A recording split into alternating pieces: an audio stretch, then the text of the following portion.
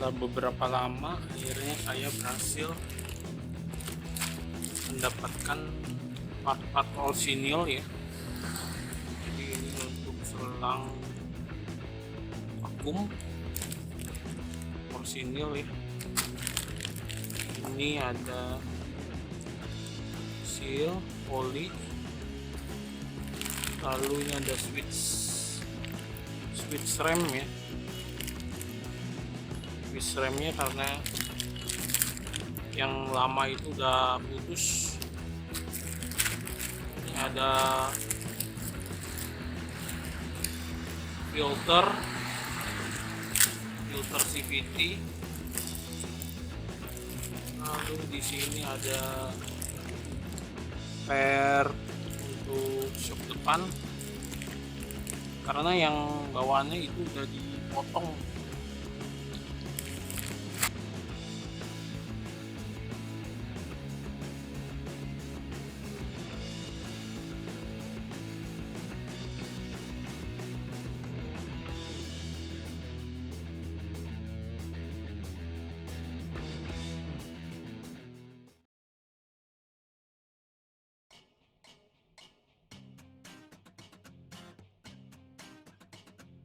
Pada bagian tutup klep ya, saya ganti dengan produk aftermarket,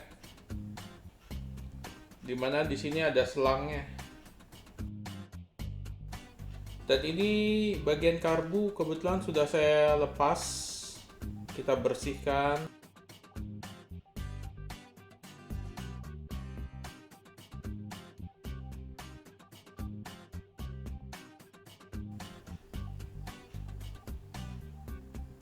Nah, ini kita dengan kuas dan sedikit bensin.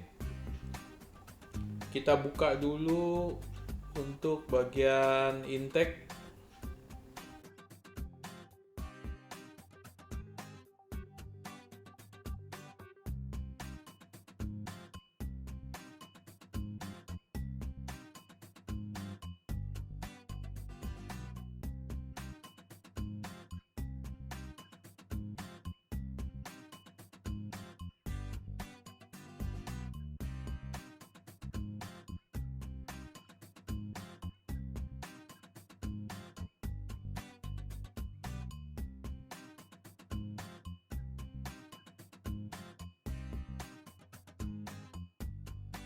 Kita buka dulu satu baut.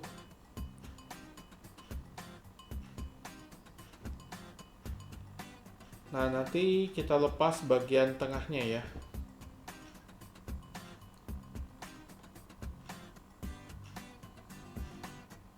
Jadi berupa pin kita tarik dan ini bisa dilepas. Kita bersihkan dulu dengan karburator cleaner.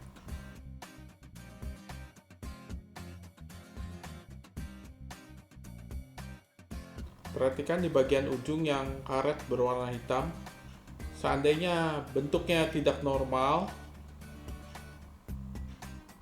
mungkin ada keausan ya, ini harus diganti. Ya, masih bagus, ujungnya masih lancip.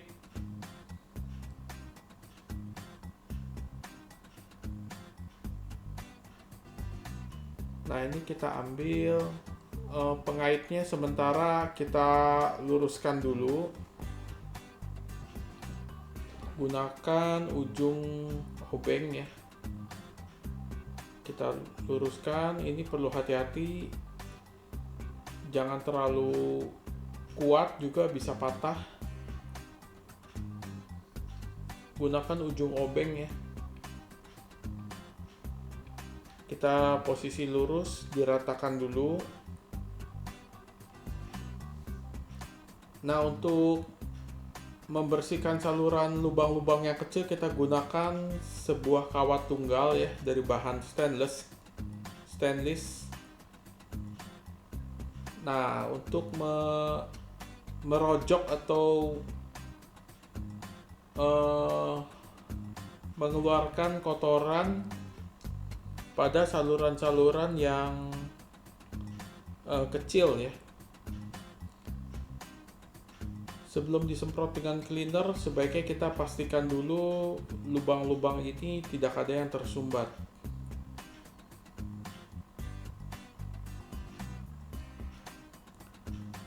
Nah, kita buka juga bagian tutup karbu untuk melihat kondisi karet membran. Ternyata masih agak bersih ya. Ini pernya, lalu penempatan karet membran saya lihat pas, tidak ada yang terjepit. Nah, ini di sini penyakit Yamaha Mio biasanya pada jarum skep ini turun ya, atau patah. Dan ini kita cek kelurusannya masih oke. Dan karet juga kelihatan masih mulus, belum ada kesobek atau lubang ya. Ini bisa kita pakai lagi. Dan ini saya temukan ada beberapa goresan ya. Nah, ini sekarang kita bersihkan saluran kecil ya dengan kawat tadi.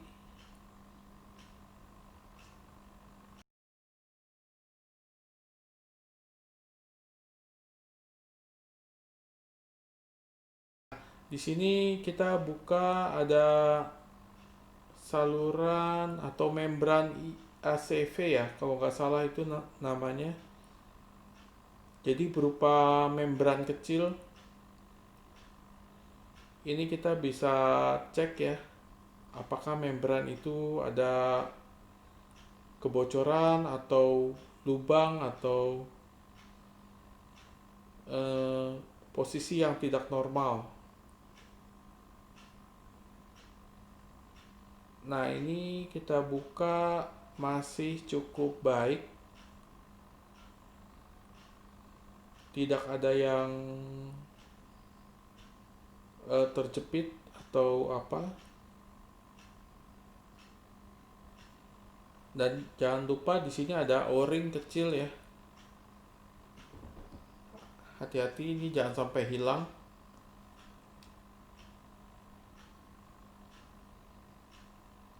Nah, kita buka juga saluran untuk jarum setelan angin ya, baut setelan angin.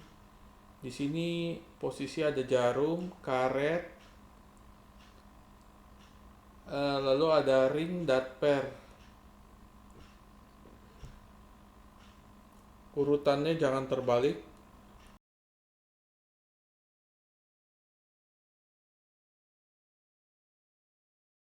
Kita bersihkan saluran yang menuju ke membran ya, membran kecil. Nah,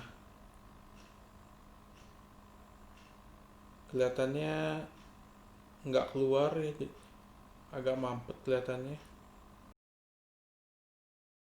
Kelihatannya ada sedikit kotoran. Kita gunakan kawat kecil ya, kita rojok-rojok sedikit. Biasanya kotoran dari bensin, jadi di situ bergerak ya. Nah, pada saat kita tusuk-tusuk, dia harus kelihatan seakan-akan bergerak di dalam ya. Itu ada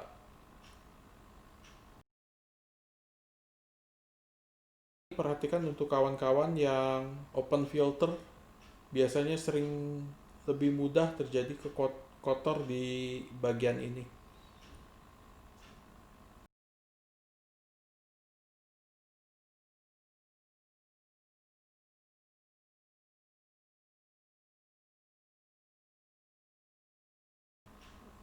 Nah, di sini ada terasa sedikit,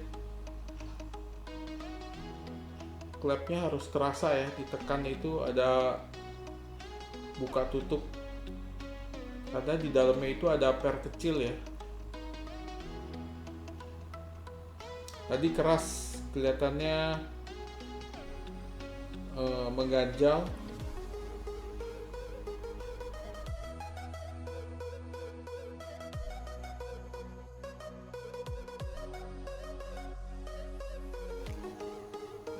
Nah itu ya, kelihatannya tadi sedikit. Juga lubang yang di sebelahnya bisa dilihat. Nah itu keluar ya. Perlu teman-teman ketahui kalau seandainya bagian ini kotor, kemungkinan pada saat pagi hari atau mesin dingin itu biasanya agak susah dihidupkan.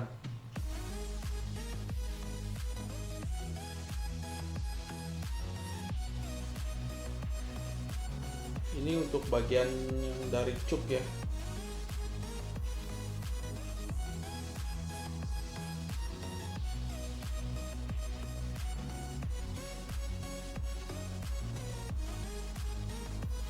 Nah, di bagian pinggir ada satu lubang yang ada o-ring kecil.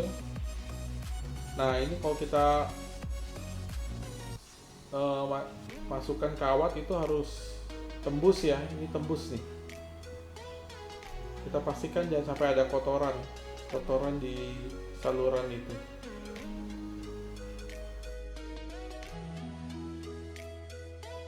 Buka bagian spuyernya.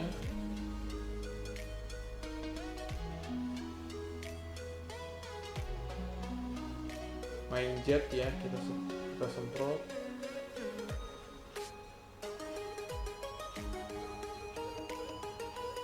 Kalau ada kompresor akan lebih baik ya.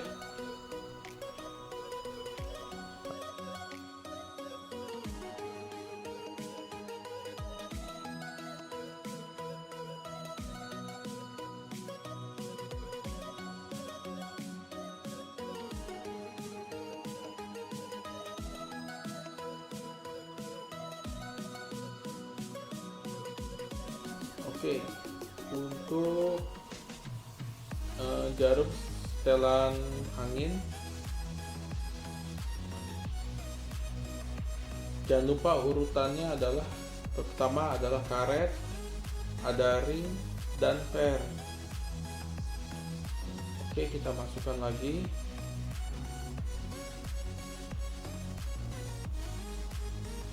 Sekaligus kita setel ukuran standar. Kita putar dulu dengan tangan sampai dratnya sudah pas, baru kita masukkan seluruhnya sampai ke ujung ya, sampai ke ujung.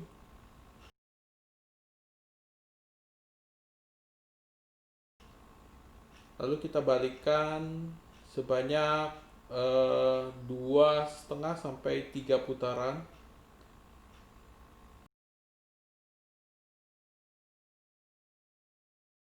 Setengah, 1,5, 2.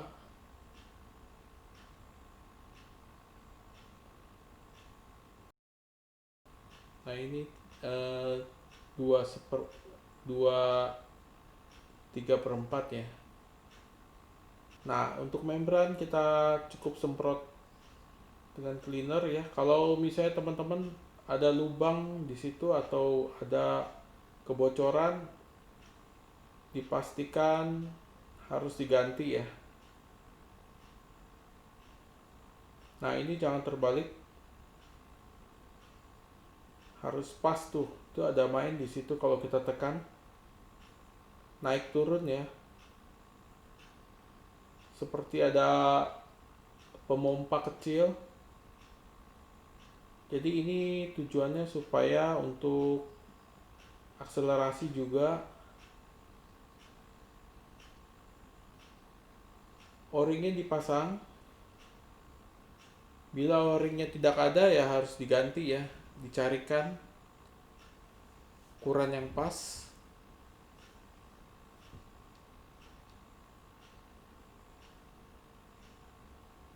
Jangan lupa ada satu per untuk menekan ya.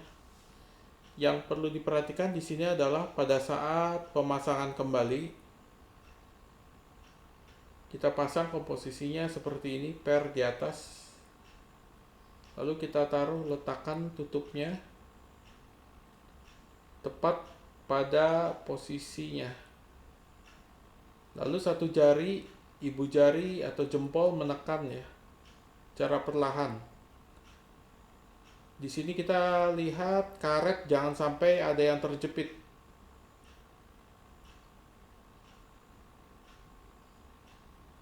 Jadi kita tahan sedikit sampai menutup, lalu kita pasang bautnya. Agar kita bisa memastikan karet itu tidak ada yang terjepit, maka kita kencangkan dulu kira-kira setengah dari panjang baut, kiri kanan ya, bergantian. Jangan langsung keras tapi perlahan-lahan ya. Jadi ini setengah tinggi baut. Nah, kita lihat jangan sampai karet membran itu ada yang terjepit.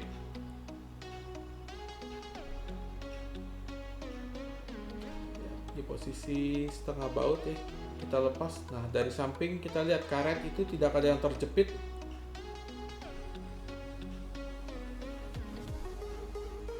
Kalau sudah yakin, kita tekan ya. O-ring sudah, oke. Posisi O-ring juga jangan sampai meleset ya, harus tepat. Nah, ini kita tekan. Setelah benar-benar rata, kita baru kencangkan bautnya dengan tingkat kekencangan yang sama.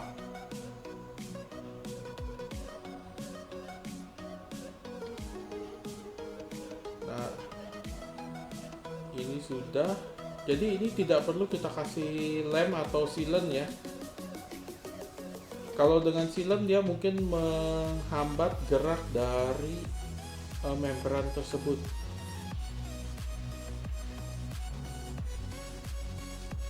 Nah, di sini pelampung kita masuk. Jarumnya sudah masuk di pengait. Kita masukkan pinnya dari sebelah kanan ya.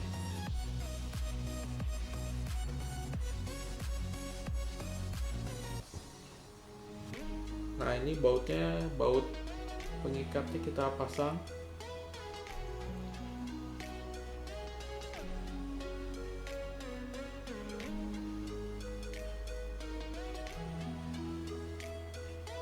Hati-hati saat menekan pelampung, jangan sampai kita menekan di bagian sisi yang tipis. Nah, ini pelampung harus bergerak secara bebas.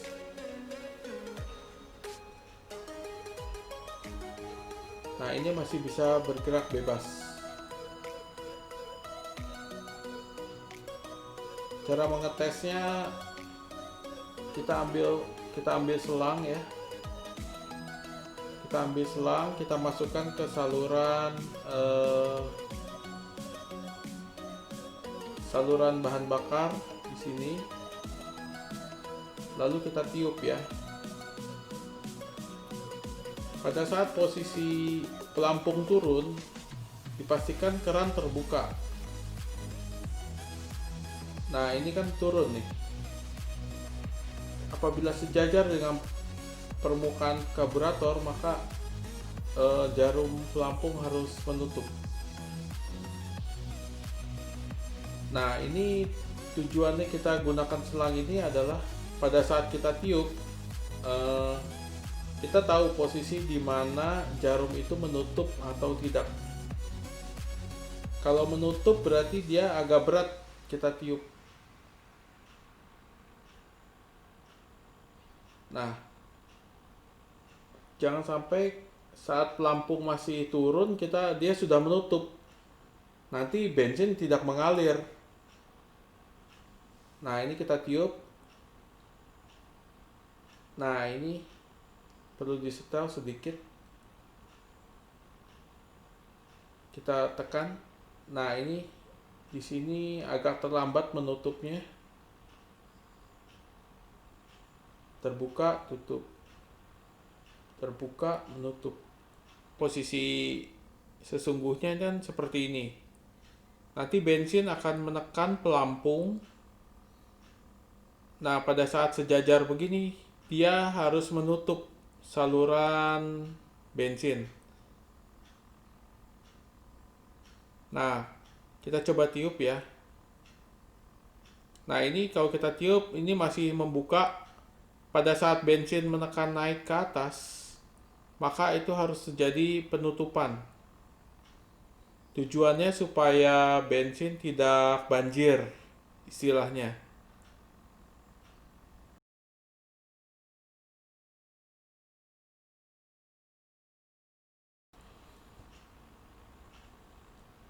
Nah, bagian tengah ini kita tekan sedikit dengan ujung obeng.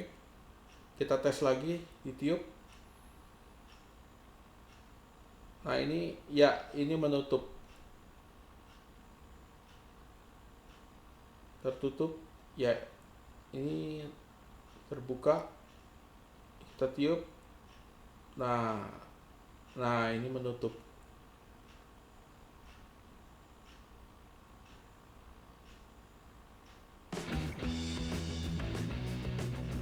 Nah, ini untuk saluran bypassnya ya. Jadi seandainya bensin terlalu penuh, dia harus bisa membuang keluar. Pada mangkokan ini paling sering biasanya terjadi kotoran ya. Ini pada baut penutup. Perhatikan di situ ada satu ring ya, ring karet sebagai seal. Nah, kita pastikan semprot di sini bagian tengah. Kita pastikan bensin bisa keluar. Kita bersihkan dengan karburator cleaner.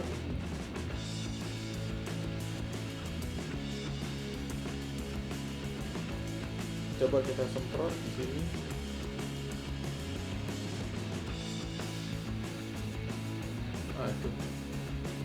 Nah, itu keluar, berarti pertanda lancar. Oke, kita pasang mangkok dari karburator ini. Jangan terlalu kencang dulu ya. Pola pengencangan bersilang.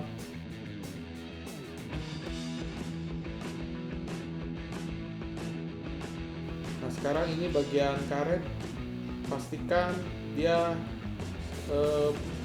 bersilangan ya dengan coakan-coakan di situ ya, bersilang X. Lalu di situ bagian kupingannya itu masuk pada jalurnya ya. Nah, ini per kita pasang. Per di sini cara mengukurnya apabila kita pasang tutupnya itu tingginya kira-kira 1 jari.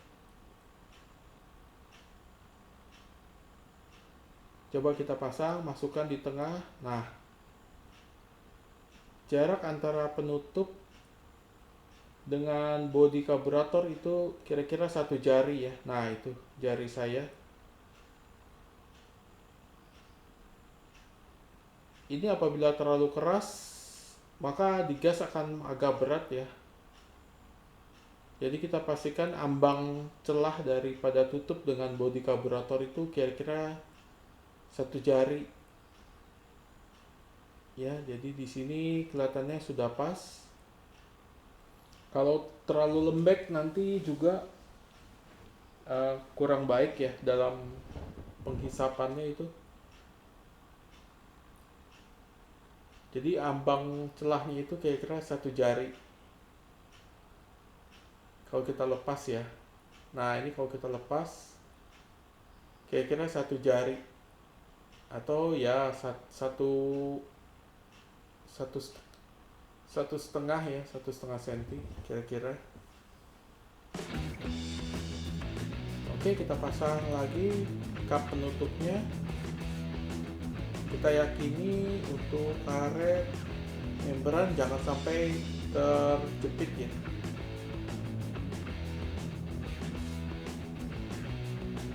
Oke, ini semua sudah. Kita pastikan bagian tengah ini kita coba angkat untuk memastikan kelancaran dari jarum skep. Ya, caranya kita ambil ujung obeng, kita angkat sedikit, lalu lepas, sedikit lepas. Nah, di sini berarti jarumnya skep itu sudah pada jalurnya. Nah, di situ. Ya. Ini untuk selang vakum, juga pas lakukan intake, pastikan jangan kotor.